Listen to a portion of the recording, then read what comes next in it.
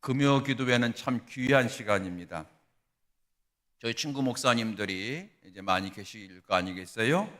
그래서 이제 시골에서 이렇게 조그만 교회를 잘 섬기는 분도 계시고, 또 이렇게 도시에서 비록 적은 수이지만 성도들 함께 잘 섬기는 그러한 목사님도 계시고, 저 강원도 같은 데서 한 연하무 명, 열대 명 되는 교회, 그래서 언제까지 거기 있을 건데 그랬더니 여기는 성도들 다 하늘나라에 갈 때까지 여기 교회 지켜야 된다고, 그런 마음으로 그럴 때마다 제가 참 네가 진짜 목사님이다, 너 진짜 목사님이다, 그런 고개가 숙여지는 친구들도 있습니다. 그러면서 또는 이제 성도들이 많은 교회 500명, 1000명, 2000명 이렇게 담임하고 있는 또 목사님들도 계십니다. 그렇게 큰 교회 목사님으로 이제 사역하는 우리 친구 목사님들 보게 되면 설교를 많이 안 해요. 주일날 설교 하나 하고요.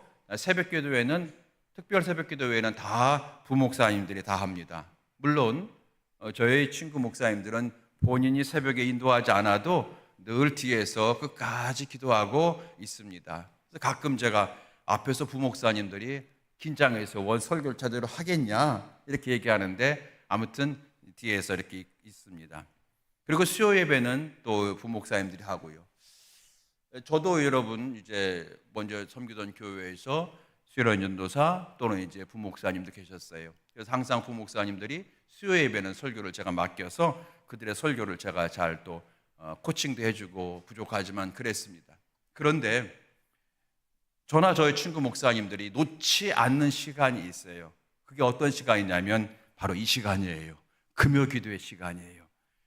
금요 기도 시간은요, 담임 목사가 해야 된다고 저희들은 생각을 하는 거예요. 저희 친구들 목사들과 함께. 왜냐하면 이 금요 기도회는 교회의 엔진과도 같은 거예요. 그래서 이 교회에서 금요 기도회는 야성을 회복하고 기도를 회복하고 그리고 찬양을 회복하는 그러한 시간이기 때문에 가급적 이 자리는 부목사님들한테 넘겨지지 않는 그런 저들이 되어지는 거예요. 저도 여러분 그래서 우리 교회가 앞으로 성장하고 커져더라도 절대로 이 금요 기도의 시간은 부목사님들한테 제가 넘겨주지 않을 생각이에요. 제가 꼭 잘 지킬 생각인데요. 그런데 제가 늘 부족함이 있어요. 우리 자녀들이나 저희 사모는 당신 그렇게 못하지 않아, 아빠 그렇게 못하지 않아요 그러는데, 제가 무슨 컴플렉스가 있냐면 찬양에 대한 컴플렉스가 있어서, 여러분 저는 설교 준비하는 것보다 찬양 준비하는 게 더 힘들어요. 왜냐하면 제가 박자를 잘 못 맞춰. 찬송가는 다 잘 맞추는데 이게 복음성가 못 맞춰요. 사실 여러분, 그래서 가만히 보세요. 제가 복음성가 저도 아는 거 많거든요. 그런데 저 혼자 할 때는 기가 막히게 은혜 받아요. 저 혼자는 은혜 받아요. 그런데 교인들이랑 하다 보면 자꾸 교인들이 킥킥킥 웃어요. 우리 목사님 자꾸 박자 놓친다고. 오늘도 사실 우리 김선지 집사님이 거의 절반을 이끌어 간 거예요. 지금 제 찬양하는 거. 여러분, 언제까지 우리 교회가 우리 목사님이 찬양은 조금 그러셔 라고 여러분 그런 얘기 언제까지 하실래요? 그거 커버해 줘야 되나요? 그걸 어떻게 하면 돼요? 금요기도 시간에도 찬양단 있으면 돼요. 여러분 그거 기도해 주시기 바랍니다. 금요기도 시간에 드럼도 기타도 보컬도 같이 있으면 돼요. 그래서 제가 금요기도 시간에 찬양할 때 앞에서 뭐 이런 드럼 같은 거 없어도 우리 주일날 하시는 것처럼, 주일날 우리 정다설 집사님이나 김미경 집사님이 뒤에서 이렇게 마이크 들고 있잖아요. 그런 것처럼 앞에서 두 분 정도가 마이크 들고 같이 찬양만 해주시면 제가 더 뜨겁게 찬양하고요. 그리고 이렇게 찬양하다 이렇게 가끔 춤도 추거든요. 이렇게 옛날에 어떤 부흥강사 목사님이시죠? 저 인천에 있는 승익교회 이호문 목사님이 부흥회할 때마다 이렇게 막 춤췄어요. 이렇게 빈들의 마른 불같이 이렇게 했어요. 잘 기억 안 나세요? 번쩍번쩍 뛰어다녔어요. 또 파주에 가게 되면은 주성민 목사라고 있어요. 저희보다 한두 해 후배지만 모건대학교 나오신 분인데 정말로 목회를 잘하시는 그분은 찬양하다가 이렇게, 거긴 정말로 여러분 젊은 사람들이 많아요. 제가 알기로 거기 여러분 한 2, 3천 명 될 거예요, 파주에. 그러니까 젊은 사람도 다 나오는데, 그러니까 그 목사님 찬양할 때 가끔 이래요. 네, 가끔 제가 1년에 한두 번 정도 만나는 분인데 가끔 이렇게 찬양하다가 이래요. 그러니까 춤추는 거예요. 여러분, 저는 그래서 앞에 이제 보컬 같이 도와주는 분 계시고 우리 김선주 집사님 찬양을 좀 해주시면 저는 이렇게 앞에서 이제 구주 이렇게 춤추고 싶어요. 이렇게. 여러분, 우리 금요기도회 때도 이렇게 함께 찬양할 수 있는 그런 뭐 보컬팀이라고 해야 되나요? 찬양팀이 여러분 곧 우리가 좀 조직될 수 있도록 여러분 기도 많이 해주시기를 바랍니다. 이 금요기도가 그만큼 중요하다고 하는 걸 제가 말씀드리고, 이 금요기도가 살아나야만 되고, 이 금요기도회가 살아날 때에 그대로 언제는 주일 예배로 쫙 흘러가요. 주일날에는 신앙생활 처음 시작한 분부터 한 50년 믿은 사람까지 다 같이 있기 때문에 교회 분위기가 이렇게 싹 여러분 이렇게 그래요. 오늘도 설교 길어지겠네. 한 번은 제가 먼저 섬기던 교회에서 교회 기도하는데 기도를 잘 못하시는 거예요. 어떻게 했냐면 김명사모 여기 앉아, 안목의 박권사 저 뒤에 앉아, 최권사님 기도 잘하는 분들이에요. 이쪽에 앉아, 그리고 김장로님 요 중간에 앉아. 딱 퍼쳐 한 6명 퍼트려 놨어요. 그런 다음에 주여 기도하는데 그분들이 쫙 하니까 앞에 가운데 있는 교인들도 쫙 기도하는 거예요. 찬양을 크게 해요. 성경 몽독할 때도 크게 해요. 왜냐하면 그동안은 그냥 가만히 있고 이렇게 하시다가 그 한 대여섯 명이 쫙 중간중간에 포진해가지고 박수도 세게 치고 그리고 말씀도 크게 읽고 아멘하고 그러니까 교회 분위기가 확 달라지는 거예요.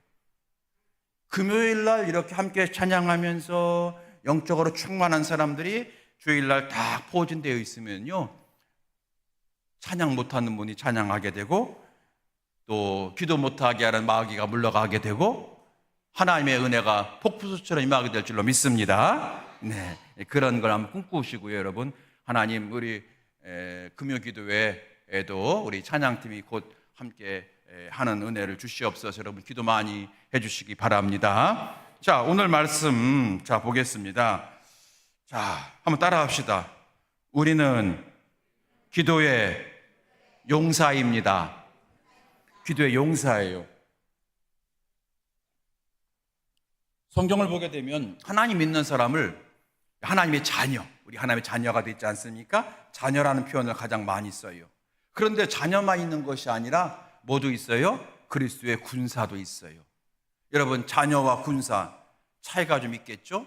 더 자녀의 신앙에서 더 군사의 신앙으로 이제 성장했다고 하는 건 아니겠어요? 그럴 때 용사, 군사인데 저는 이 금요기도의 시간에 나오신 성도 여러분은 기도의 용사이다. 할렐루야. 여러분 기도의 용사입니다. 용사. 오늘도 말씀을 통해서 주의 은혜 충만히 받으시고 기도의 용사가 되는 우리 모두가 되시기를 축복합니다. 오늘 말씀은 지난주에 이어서 칭찬받는 믿음 두 번째 시간입니다. 칭찬받는 믿음. 우리 지난주에는 백부장의 믿음을 우리가 살펴보았어요. 오늘은 가나안 여인의 믿음을 살펴봅니다. 예수께서 이 가나안 여인의 믿음을 칭찬하셨습니다. 오늘 본문의 말씀 보게 되면 예수께서 어디로 가셨냐면 두로와 시돈 지방으로 들어가시니 그랬어요. 예수께서 거기서 나가서 두로와 시돈 지방으로 들어가시니, 이 두로와 시돈 지방이 바로 이방인 지역이에요. 여러분 구약 성경에 보게 되면은 아합 왕 때 아합 왕이 결혼을 잘못했잖아요. 아주 그냥 이방 신의 쩌들은 그런 이세벨이라고 하는 사람을 왕비로 맞이하면서 그 나라가 영적으로 초토화 됐잖아요. 그 이세벨이 바로 시돈 지역 사람이에요. 시돈 지역. 그래서 오늘 말씀에 두로와 시돈 지방으로 들어가시냐 했을 때 예수님이 이방인이 사는 지역으로 가셨다는 뜻이고요. 오늘 같은 말씀을 마가복음에서는 이 여인을 수로보니게 여인, 들어보셨죠? 많이? 수로보니게 여인, 수로보니게 여인이라고 했는데 이 수로보니게가 바로 페니키아 지역, 바로 여기 시돈 지역의 도시가 되거든요. 그래서 시돈 지역 사람, 수로보니게 사람 같은 말입니다. 자, 바로 예수께서 이 이방인 지역에 가셨는데 거기서 한 여자를 만나게 됐죠. 가나안 여인, 성경은 가나안 여자 하나가, 그래서 22절에 가나안 여자 하나가 이 여자를 만나게 되었어요. 그런데 이 여자를 주님께서 칭찬해 주셨어요. 뭘 칭찬해 주셨느냐? 뭘 칭찬해 주셨느냐? 여러분 28절 말씀 볼까요? 28절 다 같이요. 28절 시작. 이에 예수께서 대답하여 이르시되 여자여 내 믿음이 크도다. 내 소원대로 되리라 하시니 그때로부터 그의 딸이 나으니라. 아멘. 여러분 예수께서 뭘 칭찬하셨어요? 이 여인의 믿음을 칭찬하셨다는 거예요. 그러니까 주님께서 우리의 믿음을 칭찬을 하십니다. 저와 여러분도 주님께 믿음이 칭찬받는 믿음이 돼야 되겠다 하는 거죠. 여러분, 우리 교회는요 다들 잘생겼어. 우리 교회는 다들 예뻐. 다 미인이에요. 그래서 제가 가는 교회는 다 그래. 그래서 농담 삼아 그럽니다. 우리 교회는 얼굴 잘생기고 얼굴 예쁜 순서대로 뽑았어 그러는데, 사실은 제 마음속에 어떤 마음이 있냐면 외적인 외모를 말씀드리는 게 아니라 하나님 보실 때에 너 참 예쁘다, 너 참 예쁘게 목회하는구나, 너 참 신앙생활 참 예쁘게 한다, 여러분 그런 마음, 그런 말씀, 그런 칭찬을 듣고 싶거든요. 그래서 우리 명암교회 성도들은 하나님께서 믿음을 칭찬하는 교회로, 너의 믿음이 참 예쁘다, 내 마음에 쏙 들어, 여러분 그런 칭찬받는 우리 명암교회가 더욱 될 줄로 믿습니다. 예, 우리 믿음을 칭찬하셨어요. 그리고 내 믿음이 크도다 얘기했어요. 왜 믿음이 크도다? 여러분 우리가 지난주에 그랬어요. 믿음도 똑같은 믿음이 아니다. 큰 믿음이 있고 작은 믿음이 있다. 큰 믿음이 있고 작은 믿음이 있다. 또 다른 사람을 막 구원하는 믿음도 있고 자기 구원 겨우 유지하는 믿음이 있다. 또 야고보서 말씀 보게 되면은 살아있는 믿음이 있고 행함이 따라가니까 또 반대로 죽어있는 믿음이 있다. 믿음도 여러 믿음이 있다 하는 거죠. 그래서 오늘 주님께서 내 믿음이 크다라고 말씀하신 거예요. 칭찬하셨습니다. 이 여인의 믿음을 주님이 칭찬하셨다 하는 거죠. 그래서 우리가 이 여인을 한번 살펴보는 거예요. 이제 주님께서 이 여인을 칭찬하신 이유를 살펴보겠습니다. 어떤 이유 때문에 칭찬하셨는가? 첫 번째입니다. 문제 속에 절망하지 않고 문제를 가지고 예수께 나와왔습니다 하는 거예요. 문제 속에 절망하지 않고 문제를 가지고 예수께 나와왔어요. 이것이 첫 번째 칭찬받는 이유가 되어집니다. 이 여의자가 고통 가운데 있었대요. 얼마나 고통스러웠냐면 자기 때문에 그런 것이 아니라 자기 딸 때문에 고통을 받은 거예요. 자기 딸이 너무너무 어떻게 할 수 없는 거예요. 22절 말씀이잖아요. 가나안 여자 하나가 그 중에서 나와 소리질러 이르되 주 다윗의 자손이여 나를 불쌍히 여기소서, 내 딸이 흉악하게 귀신 들렸나이다 하되.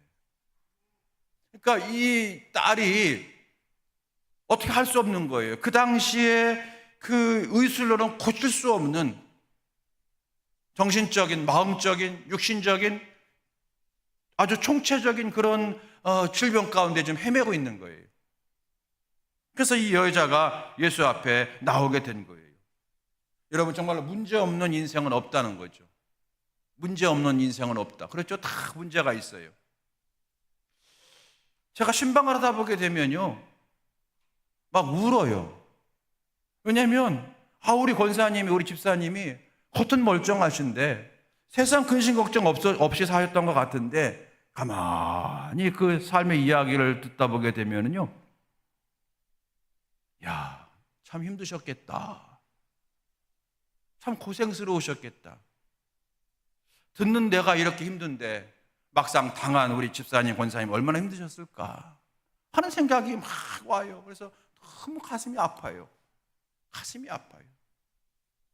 어떤 분은 그러니까 다 우리 가족이잖아요. 가족. 얼마나 힘들었을까 하는 거예요. 우리에게 여러분 문제가 없는 인생은 없구나 하는 거예요. 다 문제가 있어요. 그런데 이 여인에게도 여러분 많은 문제가 있었겠습니다만 이 여인의 문제 중에 가장 큰 문제가 뭐냐면 딸의 문제였잖아요. 아마 그런 마음이었을 거예요. 차라리 내가 이 병에 걸렸더라면, 그렇겠죠. 차라리 내가 이 병에 걸렸더라면. 여러분 그래서 이 여인이 딸이 이제 고침받아야 되는 일이 생겼는데 이 여자가 어떻게 했습니까? 예수님을 찾아 나온 거예요.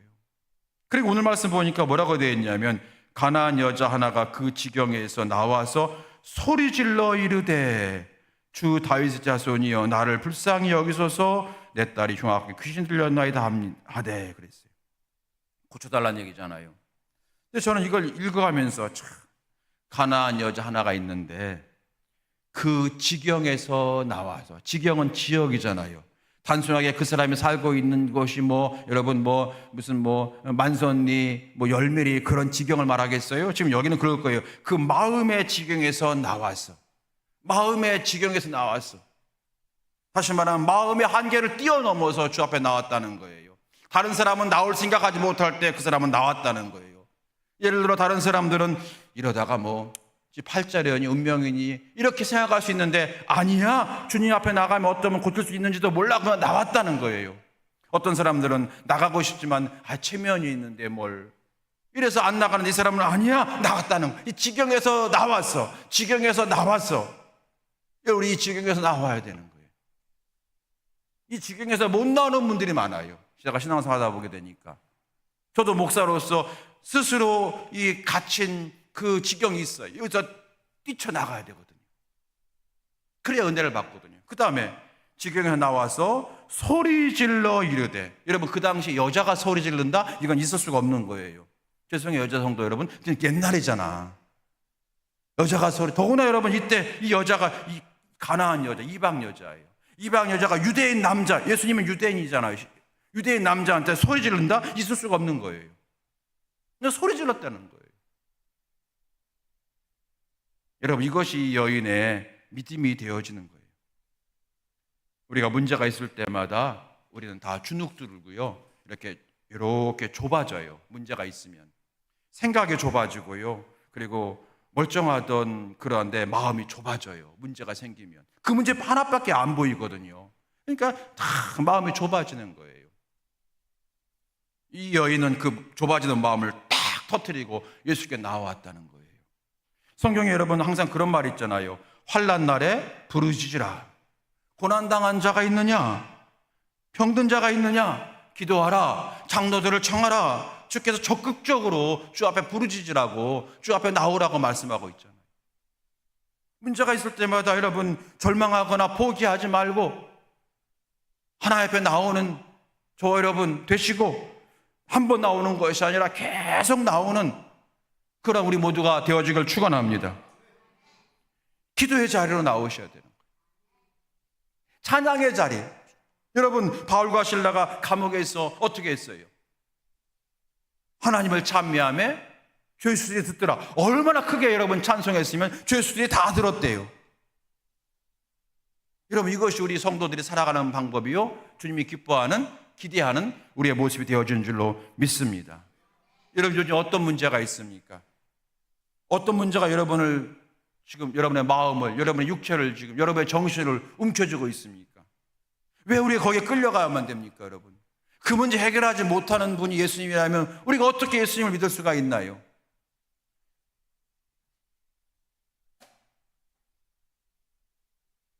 여러분 제가 먼저 섬기던 교회에서 이렇게 이렇게 헌금위원, 이렇게 안내원 이렇게 하잖아요. 그런데 제가 처음 모르고, 예를 들어 아무개 집사님하고 아무개 집사님을 같이 한 헌금위원으로 했어요.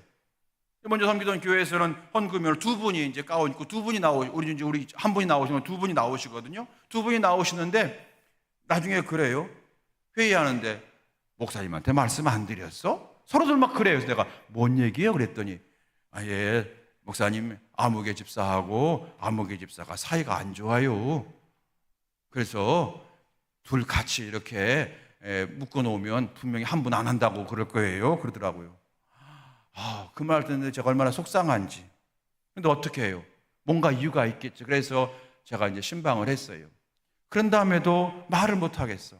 한 3년 지난 다음에 제가 용기를 내서 얘기했어요. 집사님, 권사님, 이제 권사님 됐구나, 두 분 다. 권사님, 예수님 믿는데 원수도 사랑하라고 하셨는데 잠깐 서로 이렇게 다투었던 분들이 하나가 되지 못한다면, 예수님이 그 정도 능력도 안 된다면 좀 거시기 하잖아요? 제가 그랬어요. 알아들었는지 못 알아듣는지 거기까지만 얘기했어. 그리고 아직까지 제가 올 때까지 이렇게 두 분을 같이 한 헌금위원을 묶어놓지 못했어요. 여러분 제가 뭘 말씀드리냐면은, 우리가 스스로 얽매여 있는 모든 것들이 많이 있다는 거예요. 그거 여러분 한번 생각해 보세요. 예수님이 그거 해결해 주지 못하신다면 우리가 예수님을 왜 믿어요? 내가 먼저 거기서 지경에서 뛰어나오면 되거든요. 내가 한 발짝 뛰어나오면 주님이 역사하시거든요. 또 내가 한 발짝 뛰어나오면 주님께서 나를 돕는 사람을 붙여주시거든요. 그래서 한 발짝 뛰는 게 어렵죠, 여러분. 자, 여러분, 환난 날에 부르짖고 기도의 자리로 나오시고 문제가 있을 때 찬양의 자리를 회복하는 저와 여러분 될 수 있길 주의 이름으로 축원합니다. 오늘 그 은혜를 우리가 받게 되는 거예요. 그게 여러분 예수님께서 칭찬하신 첫 번째 믿음의 이 여자의 믿음이라는 거죠. 두 번째는 이 여인이 어떤 믿음이었기에 칭찬받았냐면 여러분이 짐작하시던 대로 시험을 이기는 믿음이었습니다. 시험을 이기는 믿음이었어요. 오늘 예수님 앞에 나와서 가나안 여자가 소리 질렀습니다. 주님, 주 다윗의 자손이여 나를 불쌍히 여기소서. 내 딸이 흉악하게 귀신 들렸나이다. 그랬더니 23절에 뭐라고 되어 있어요? 예수는 한 말씀도 대답하지 아니하시니 제자들이 와서 청하여 말하되 그 여자가 우리 뒤에서 소리를 지르니 그를 보내소서.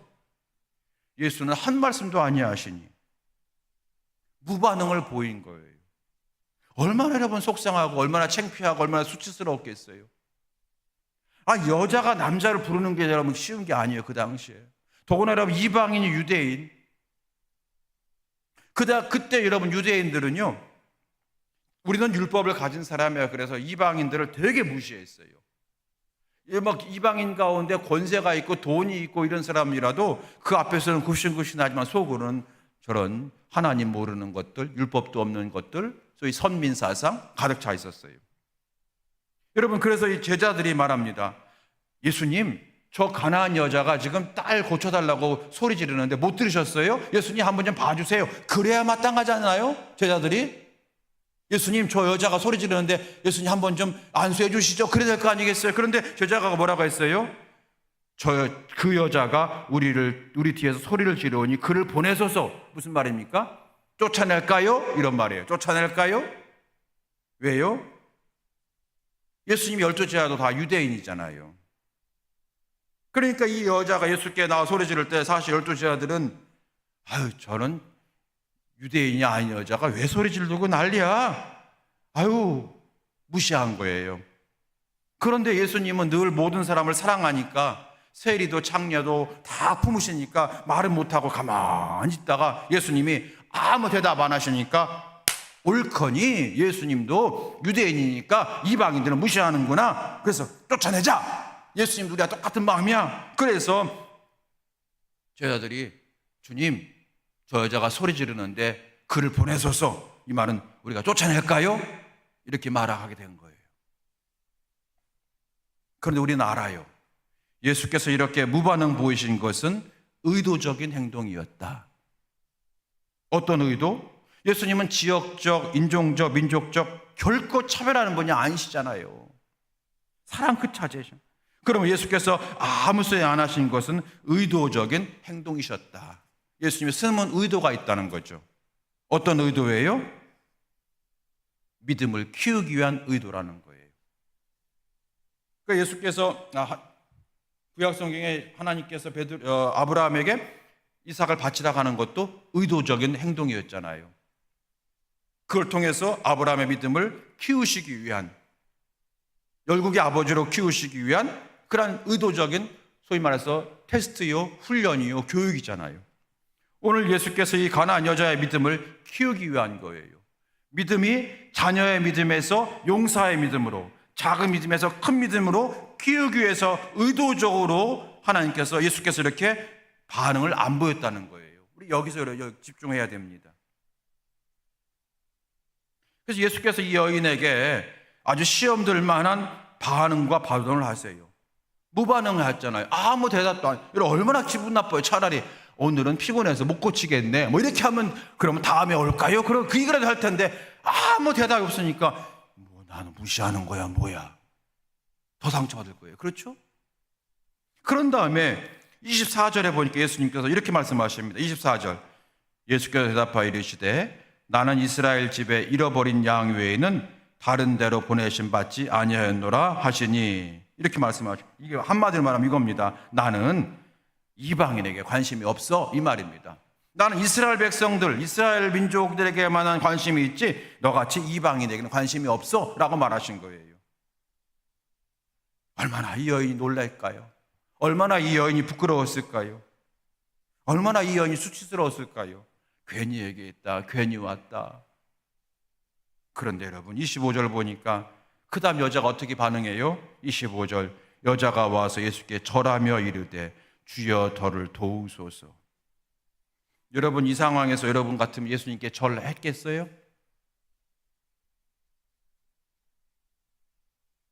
그런데 여자가 와 예수께 절하며 이르되 도리어 시험받을 상황에 더 예수님을 붙잡는 이 여인의 모습을 우리에게 보라고 말씀하시는 거예요. 돌아서지 않고 도리어 앞으로 나아가는 모습 상상해 보십시오. 도리어 예수님 앞에 나와서 절하는 모습을 상상해 보십시오. 절한다고 하는 우리식으로 말하면 더 간구하는 모습이잖아요. 도리어 저를 도와주세요라고 간절한 외침을 여러분 한번 상상해 보시기 바랍니다. 이렇게 결론 낼 수 있어요. 여자는 주님의 말씀에 시험 들지 않았습니다. 도리어 더 가까이 갔습니다. 이 부분입니다. 여러분 기대감은요, 기대감. 오늘 은혜 받고 싶어, 오늘 은혜 줄 거야, 기대하는 게 있잖아요. 기대감은요 자존심을 이깁니다. 기대감은 자존심을 이깁니다. 우리 성도들이 여러분 교회에서 자존심 상할 때가 많잖아요. 그렇지만 내가 사람에게 자존심 상하지만 내가 하나님 앞에 기대감이 있기 때문에 나는 시험 들지 않는 거예요. 이 믿음까지 가라고 주님 말씀하시는 거예요. 주님의 은혜에 대한 기대감, 주님의 역사하심에 대한 설레임이 있을 때에는 시험을 이깁니다. 간절함은 시험을 이깁니다. 그렇죠? 어느 교회 이러합니다. 한 권사님, 의도를 알면 된다는 걸 제가 말씀드리는 건데, 한 권사님이 새벽 기도에 안 나오시는 거예요. 평소에는 잘 나오던 분이 갑자기 안 나오시는데 알아보니까 이분은 꼭 1년에 요 때는 안 나와. 언제냐면 고추 농사 때만 안 나온대요. 목사님이 여러 번 말씀을 했대요. 그런데 안 나와요. 그래서 어느 날 목사님이 새벽기도 끝나고 가서 이번엔 새벽기도 시간이 선선할 때니까 그때 일하시는 거예요. 그리고 이제 들어가 잠깐 주무시겠죠. 목사님은 반대로 새벽 끝나고 이제 거기 집에 가서 어떻게 하셨냐면 고추밭에 고추대를 다 뽑아버리셨어요. 목사님 다 뽑아버렸대요. 권사님이 이제 아침 드시고 조금 있다가 다시 밭에 나가봤어요. 나갔더니 고추밭이 다 망가진 거예요. 어떤 놈이 이랬냐고. 너무 화가 나가지고 어떤 놈이 그랬냐고 막 그러다가 누군지 어떻게 알아요? CCTV 다루는 것도 아니고 너무 속상해가지고 병 들어가지고 누워버리신 거예요. 뭐 그럴 수 있잖아요. 그랬더니 그 권사님의 그 딸이 타지에 사시는데 그 얘기를 듣고 그리고 목사님한테 얘기했더니 목사님이 사실은 내가 그랬습니다 그러는 거예요. 딸이 깜짝 놀란 거예요. 목사님 아무튼 빨리 좀 저희 어머니 좀 찾아가 주세요. 저 어머니 저러다가 지금 병들어 죽겠어요 그러는 거예요. 목사님이 찾아갔대요. 그래서 이렇게 말했대요. 목사님이, 권사님 속상하시죠? 그러게 어떤 놈이 그랬는지 이놈의 새끼 막 그랬대요. 그랬더니 목사님이 그랬대요. 그 놈의 새끼가 바로 접니다. 목사님 농담하지 마시고요. 정말로 제가 그랬습니다. 권사님이 정색을 하면서 여쭤봤대요. 왜요? 그때 목사님이 말씀하셨대요. 권사님, 고추 중요하지요. 그런데 고추가 중요한가요? 하나님이 중요한가요? 전곡을 찌른 거죠. 권사님이 갑자기 그 말 듣더니 이렇게 앉아 계시다가 뒤로 확 돌아서서 등을 딱 보이시더니 가만히 아무 소리 않고 가만히 계시더래요. 그래서 목사님이 한 30분 기다렸는데 아무 소리 안 하시니까 목사님 혼자 그냥 기도해드리고 목사님도 약간 좀 뻘쭘해가지고 나오셨대요. 그런 다음에 목사님이 그랬대요. 내가 괜한 짓 했다. 나 다음 주에 인사고역 해야 되나 보다. 다른 교회로 내가 쫓겨나가나 보다 그랬대요. 그랬더니 그 주일날 그 권사님이 예배 끝나고 찾아왔더래요. 그러면서 이렇게 말했대요. 잘못했어요 목사님. 제가 여러분 뭘 말씀드리냐면 의도를 알면 시험에 안 들어요. 의도를 모르니까 시험 드는 거 아닐까요? 저는 그렇게 생각해요. 의도를 알면 시험에 안 들어요. 오늘 이 여인이 예수님의 의도를 알았나 봐요. 그래서 절대로 시험 들지 않고 도리어 주 앞에 나오는 거예요. 여러분, 오늘 이 여인의 모습 바로 그런 거예요. 그 다음에 26절 이하에 보게 되면은 예수께서 또 한마디 또 핵폭탄 날리시잖아요. 대답하여 이르시되 자녀의 떡을 취하여 개들에게 던짐이 마땅하지 아니하니라. 개라고 표현하네요. 이 가나안 여자들은요, 유대인들이 자기들을 개로 얘기해요. 늘 저 개 같은 그래요. 그걸 들으면서 얼마나 속상했겠어요. 그런데 예수님이 갑자기 왜 개라고 하겠냐면 유대인 사람들이 이방인을 얘기할 때 저 개만 또 못한 이렇게 얘기하거든요. 그걸 똑같이 예수님이 해버리신 거예요. 그래서 예수님께서 개라고 표현한 거예요. 그랬더니 여자가 뭐라고 말합니까? 27절 여자가 이르되 주여 올소이다마는 개들도 제 주인의 상에서 떨어지는 부스러기를 먹나이다 하니, 이 말은 예수님 앞에 여인이 철저히 낮아야 되는 거예요. 맞습니다. 사실 저는 주님의 은혜를 받을 수 없는 아무 자격 없는 사람입니다. 이렇게 말한 거잖아요. 아무 자격 없습니다. 그럴 때 예수께서 깜짝 놀라셔서 28절에 여자여 내 믿음이 크도다 이렇게 말씀하신 거예요. 여자여 내 믿음이 크도다. 여러분, 오늘 말씀 한번 적용을 하고 정리해 봅시다. 첫 번째, 이 여인의 믿음이 칭찬받았어요. 왜 칭찬받았습니까? 많은 이유가 있겠지만 우리 두 가지만 봤어요. 첫 번째, 문제가 있을 때 주님 앞에 나오는 믿음이었다는 거예요. 문제가 있을 때 주 앞에 나오는 믿음. 여러분, 제가 답답한 것은요, 우리 성도님들이 다 그런 거 아니지만 문제가 생기면 주 앞에 나와야 되는데 뭐라고 말씀하시냐면은 목사님 이 문제 해결되면 나갈게요 이렇게 말씀하세요. 이 문제 해결되면 나간대요. 답답해요. 그럴 때마다.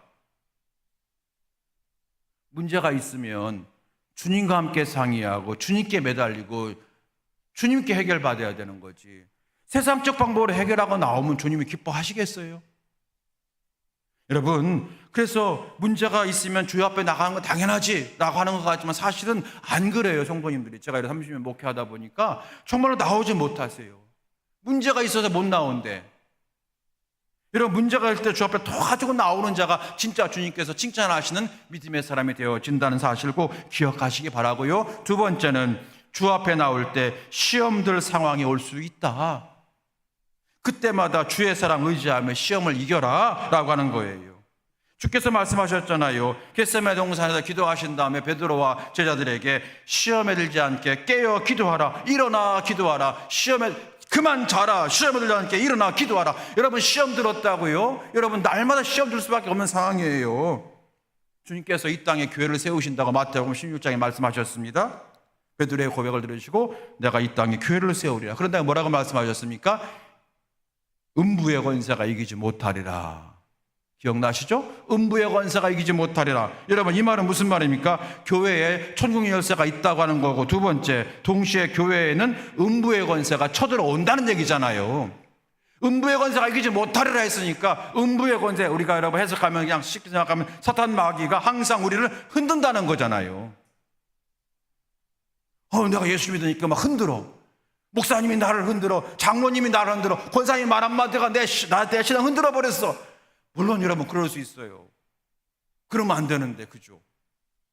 정말 그러면 안 되는데. 그런데 여러분, 어떻게, 이미 엎어진 물인데 그럴 때 어떻게 하면 되겠어요? 사단이 지금 나를 흔드는구나. 음부의 권세가 나를 흔드는구나. 주께서 이미 말씀하셨잖아요. 음부의 권세가 이기지 못하리라. 즉 음부의 권세가 우리를 흔든대. 여러분, 교회를 흔든대요. 우리가 교회잖아요. 우리를 흔든다는 거예요. 유혹이 있다는 거잖아요. 그래서 이 여인의 믿음을 우리가 본받아야 된다는 겁니다. 시험거리가 와도 흔들리지 않는 믿음을 소유할 수 있기를 주의 이름으로 축원합니다. 혹시 여러분 신앙생활 하시면서 받은 상처가 있으십니까? 하나님 앞에 기도하세요. 하나님, 이 상처가 있어요. 하나님, 내가 먼저 다니던 교회에서 상처가 있어요? 하나님, 제가 누구 때문에 받은 상처가 있어요? 하나님, 이 상처 빨리 씻어지기 원합니다. 먼저 여러분 기도하세요. 이 상처 빨리 씻어주세요. 여러분 기도하세요. 사람이 어떻게 우리를 여러분 치료합니까? 다 상처받았는데, 다 상처 투성이잖아요. 우리가 다. 하나님, 주의 보혈로 내 상처를 씻어주세요. 그러면 주님께서 직접 씻어주시든지, 사람을 통해서 나를 씻어주시든지, 상처를 한 사람에게 받았으면 나를 붙들어주는 사람을 2명 세워주셔서 붙들어주시든지, 할렐루야, 하나님 역사하실 거예요. 우리 명암교회는 여러분 상처를 다 치유받는 그런 명암교회가 되기를 소망합니다. 그리고 치유받고 열심히 주께 충성하는 우리 교회가 되어지기 바랍니다. 자, 여러분, 이 시간에 2가지 말씀드렸어요. 하나님, 절망 앞에서, 문제 앞에서 절망하지 말게 하소서, 포기하지 말게 하소서, 도리어 주 앞에 나아가게 하소서, 절망이 올 때 하나님 도리어 기도의 자리를 지키게 하시고 찬송의 자리를 내가 지키는 자가 되게 해주시옵소서. 2번째, 하나님, 내 신앙생활에 시험거리가 많습니다. 흔들리지 않게 하소서, 바위 같은 믿음을 주시옵소서. 이 2가지 오늘 우리가 받은 은혜입니다. 오늘 이 말씀을 또 여러분 함께 시간 기도하기 원합니다. 우리 함께 시간에 기도하겠습니다. 여러분, 이제 기도하는데요,